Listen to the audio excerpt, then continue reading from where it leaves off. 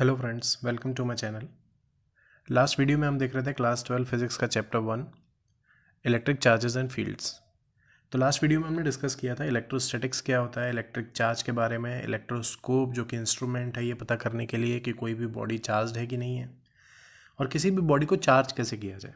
Okay, और video के and में मैंने आपसे एक क्वेश्चन पूछा था कि किसी बॉडी को चार्ज करने के लिए हमें इलेक्ट्रॉन्स को ही ऐड और रिमूव क्यों करना होता है, प्रोटॉन्स को क्यों नहीं कर सकते हैं। तो वो क्वेश्चन का आंसर मैं आपको भी देने वाला हूँ।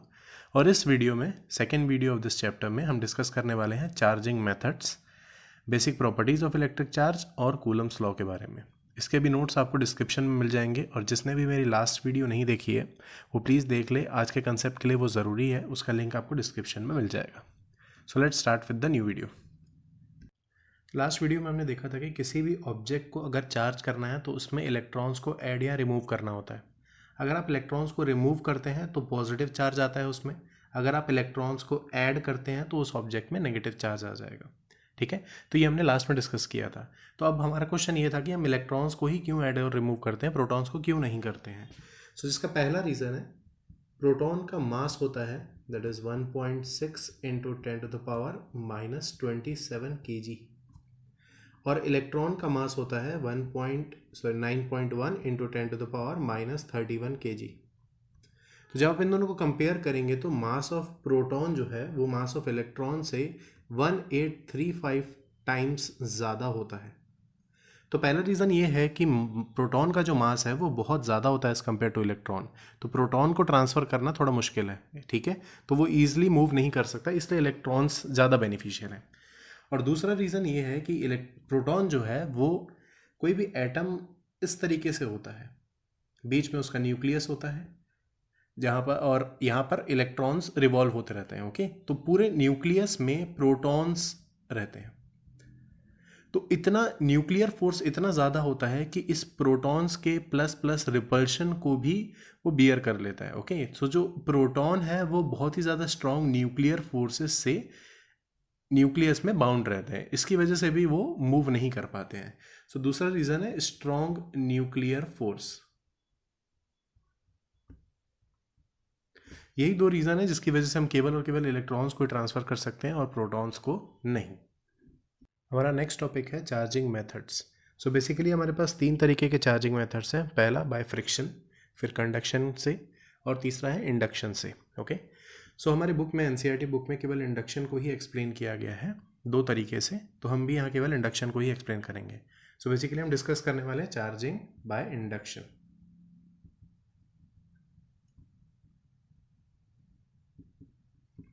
इंडक्शन, जब इंडक्शन वर्ड यूज़ हो रहा है तो आप जब किसी बॉडी को चार्ज कर रहे हो किसी दूसरी चार्ज्ड बॉडी की हेल्प से, तो दोनों बॉडी को कांटेक्ट में नहीं आना है।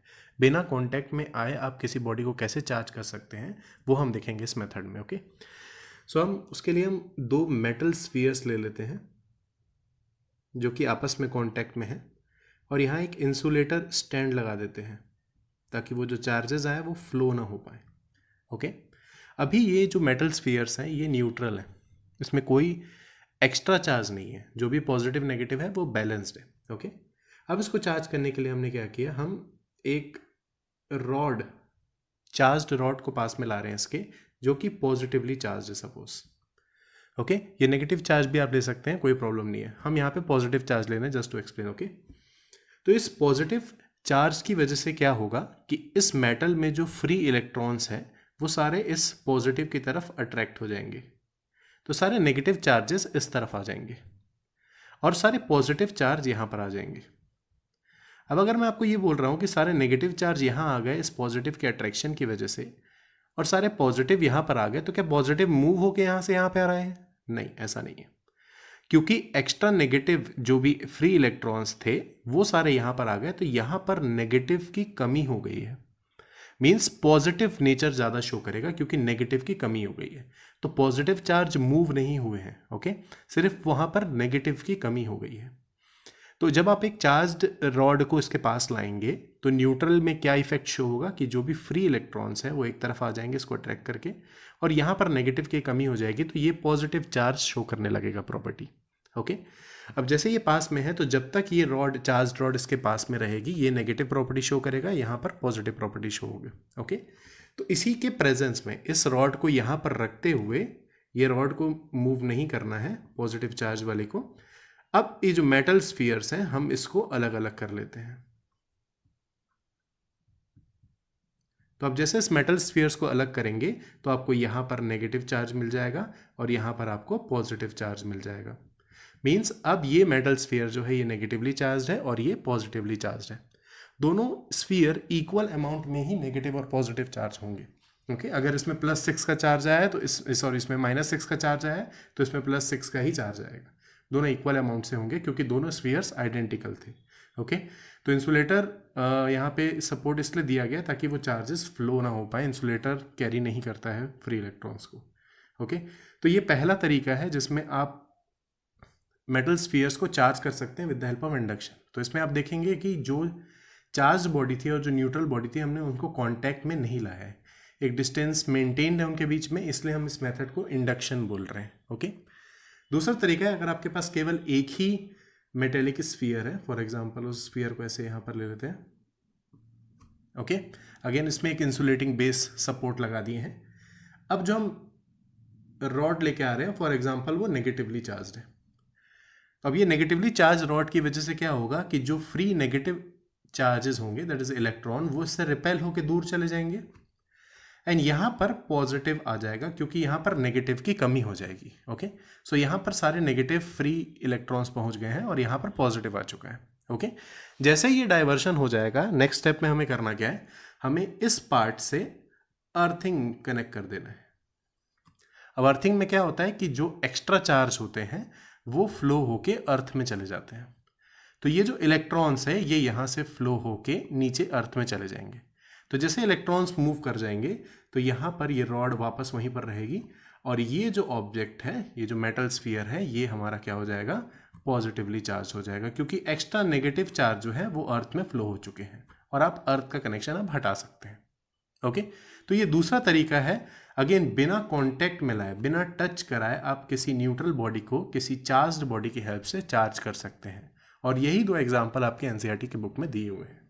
तो आई होप आपको चार्जिंग मेथड समझ आए होंगे। आगे बढ़ते हैं basic property of electric charges की तरफ। Basic properties of electric charges, जिसमें पहली प्रॉपर्टी है एडिटिविटी ऑफ चार्जेस। एडिटिविटी से समझ आ रहा होगा कि हमें इसमें ऐड करना है। ओके, सो इसके लिए, इसको समझने के लिए हम एक सिस्टम ले लेते हैं। इस सिस्टम में बहुत सारे चार्ज पार्टिकल हैं।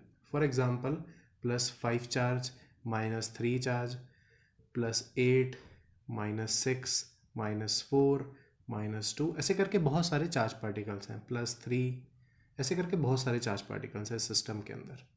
और अगर आपको बोला जाए कि आपको इस सिस्टम का टोटल चार्ज निकालना है, सो टोटल चार्ज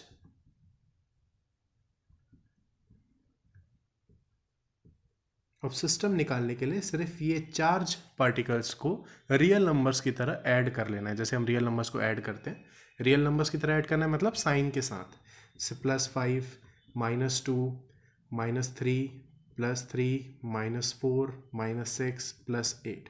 तो अगर आप इस टोटल सबको टोटल कर लेंगे तो आपको पता चल जाएगा कि टोटल चार्ज कितना हुआ है।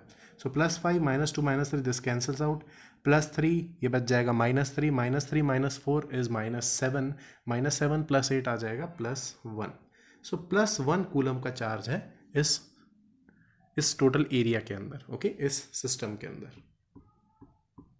सो ये पहली प्रॉपर्टी है कि आप चार्जेस, डिस्क्रीट चार्जेस को एज अ रियल नंबर की तरह उसे ऐड कर सकते हैं, जिसे हम बोलते हैं additivity of charges.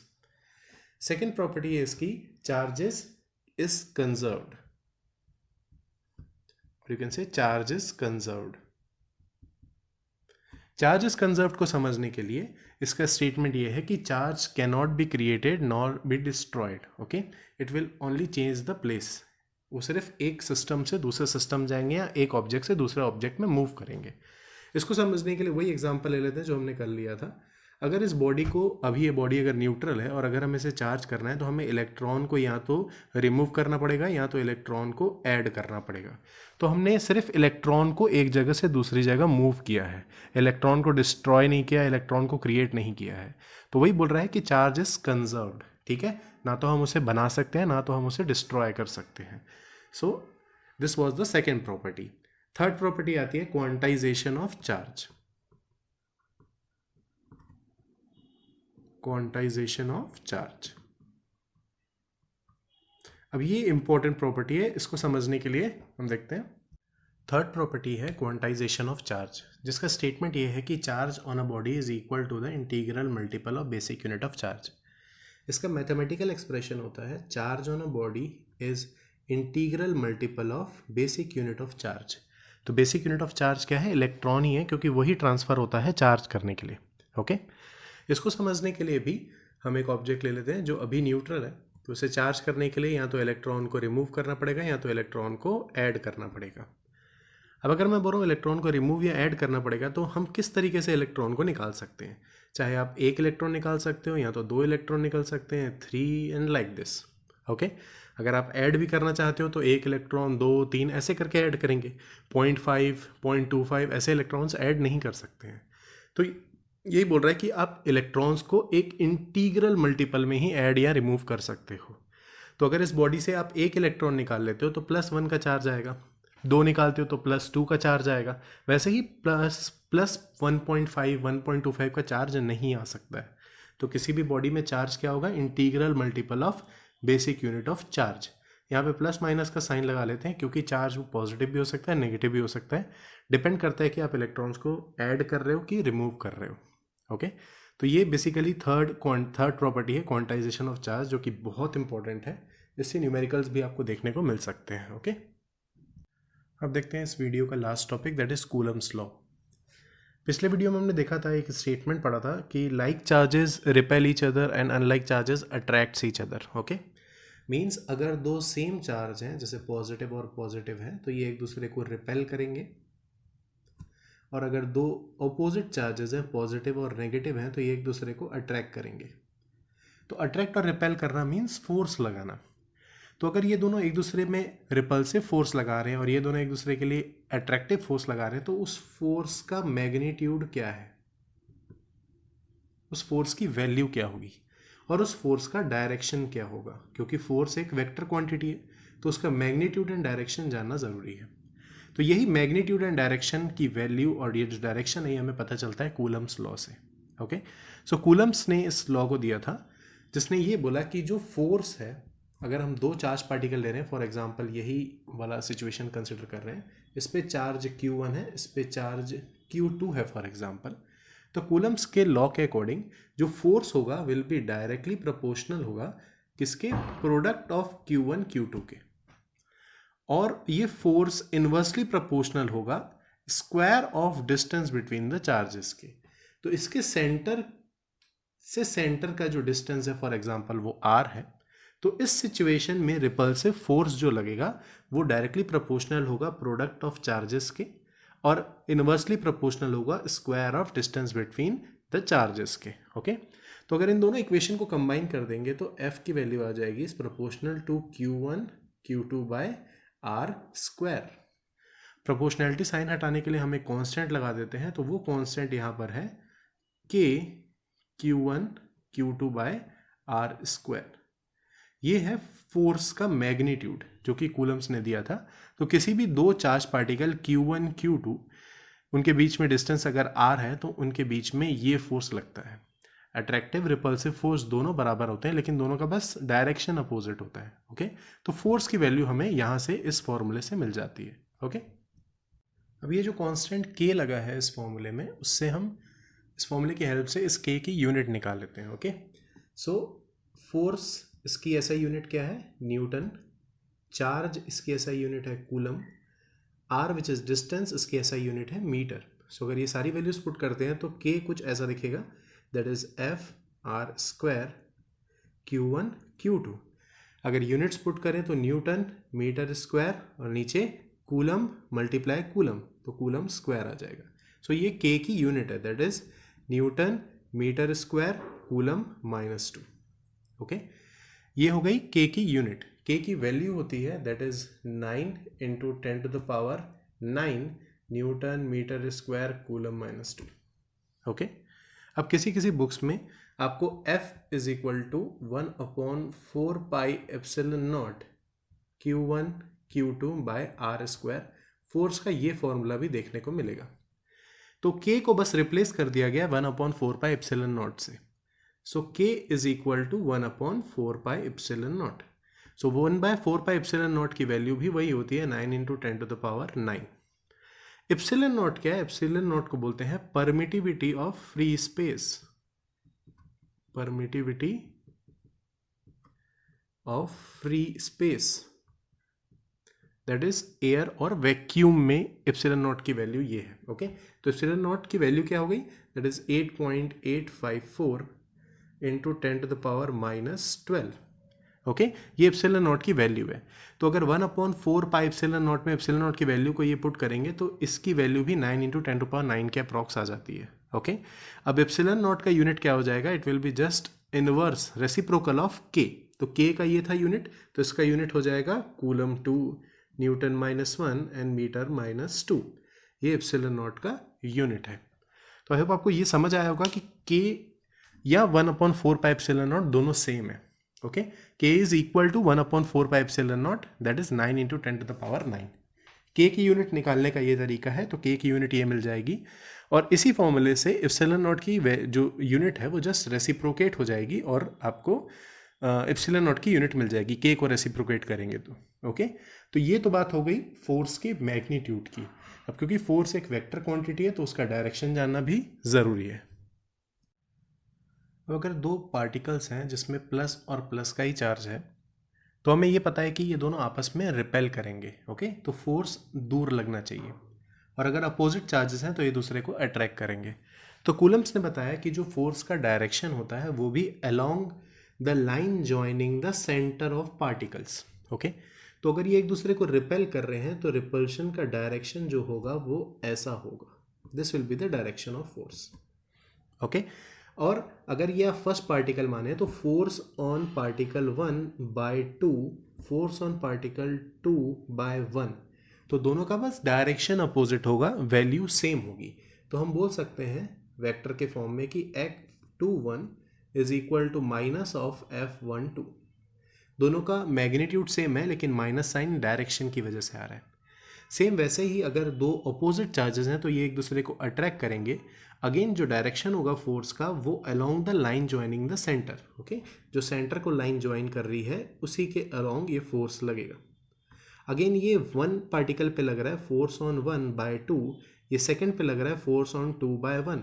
So force on 1/2 जो है वो बराबर होगा फोर्स ऑन 2/1 के। अगेन मैग्नीट्यूड सेम होगा बट डायरेक्शन अपोजिट है करके माइनस साइन लगाए हम लोग। ओके, सो ये पूरा आज का कंटेंट कवर हो गया है। कूलम्स लॉ की हेल्प से हमने मैग्नीट्यूड भी निकाल लिया फोर्स का और डायरेक्शन भी निकाल लिया। सो इस वीडियो के एंड में मेरा क्वेश्चन ये है कि हमने पढ़ा चार्ज के बारे में और हमें मास के बारे में ऑलरेडी पता है। ओके, तो चार्ज और मास दोनों ही मैटर की प्रॉपर्टी है, दोनों को ही ऐड किया जा सकता है, एडिटिविटी प्रॉपर्टी होती है। सो मेरा क्वेश्चन ये है कि दोनों के बीच में डिफरेंस क्या है?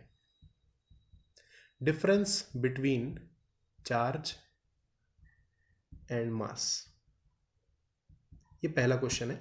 एंड सेकंड क्वेश्चन ये है कि जो चार्जेस के बीच में फोर्स लगता है उसको हम बोलते हैं इलेक्ट्रोस्टैटिक फोर्स, और उसी के तरीके से हमने क्लास 11th में ग्रेविटेशनल फोर्स पढ़ा है जो किसी भी दो मासेस के बीच में लगता है। ओके, तो चार्ज और मास का डिफरेंस तो हो गया।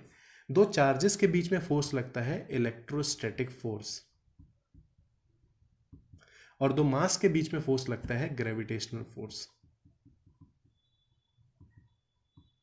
तो इलेक्ट्रोस्टैटिक और ग्रेविटेशनल फोर्स के बीच में भी डिफरेंस आप मुझे कमेंट करेंगे आंसर। ओके, और चार्ज और मास के बीच का भी डिफरेंस, तो ये दोनों डिफरेंस आप मुझे कमेंट में लिखिए आंसर। नेक्स्ट वीडियो में मैं आपको इसका आंसर बताता हूँ। तो आई होप आपने सब सही कमेंट करेंगे। तो मिलते हैं नेक्स्ट वीडियो में। आई होप आपको ये टॉपिक समझ आया होगा। लास्ट वीडियो अगर आपने नहीं देखी है तो प्लीज़ उसको डिस्क्रिप्शन में जाके उसको लिंक क्लिक करके देखिए। इसके नोट्स आपको डिस्क्रिप्शन में मिल जाएंगे। मिलते हैं नेक्स्ट वीडियो में। Thank you.